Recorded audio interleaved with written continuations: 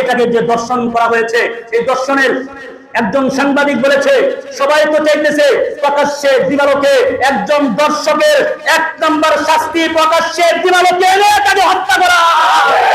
এটা ইসলাম চায়। প্রকাশ্যে দিবালোকে তাকে পাথর মেরে তাকে শেষ করে দেওয়া কিংবা তার গর্দানকে উড়িয়ে দেওয়া, এটাই কুরআনের বিধান। অতএব আপনারা যদি চান তাহলে তো পারতে পারেন, এই রামেসা হত্যার যে দর্শক তাকে ধরে প্রকাশ্যে দিবালোকে বিচার করিয়ে দেওয়া। তিনি তার এই প্রশ্নের সাপেক্ষে তিনি উত্তর দিয়েছেন, এটা ডিজিটাল। এটা কি?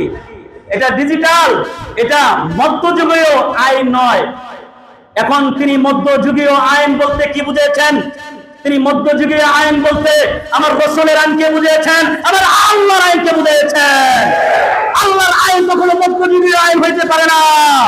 আল্লাহর আইন সারা জীবন মানুষের জন্য অনুকরণীয়। আল্লাহর আইন যতদিন পর্যন্ত এই দেশে বাস্তবায়ন না হবে, আল্লাহর আইন যতদিন পর্যন্ত আল্লাহর আইন দিয়ে এই দেশ প্রশাসন না হবে, ততদিন পর্যন্ত এই দেশের ভিতরে হত্যা, দর্শন, দুর্নীতি, গুম, এগুলো শেষ হবে না। আল্লাহর আইন যখন আসবে, যখন দেখবে বাইতুল মুকাররমের সামনে, মিরপুর স্টেডিয়ামের সামনে তা কোনো দর্শককারীকে ও হত্যাকারীকে ঝুলিয়ে হত্যা করা হয়েছে, তাহলে রামিসার মতো, আসিয়ার মতো ছোট ছোট নিষ্পাপ বাচ্চাদেরকে আর কেউ দর্শন করার সাহস পেত না। আজকে সেই দর্শন বেড়েছে। আপনি আমার দেশের আইন এখনো তারা তাদের সেই আইন নিয়ে তারা বসে আছে। তাদের আইন বলে পরিবর্তন করা যায় না।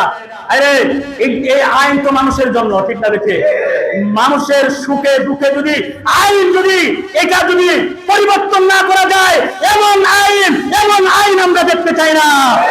যে আইন এটা এমন এক আইন, দর্শকের পক্ষেও উকিল নিয়োগ করা হয়। নাউজুবিল্লাহ বলেন। দর্শকের যিনি দর্শন করেছে তার পক্ষেও সরকার থেকে উকিল উপস্থাপন করা হয়।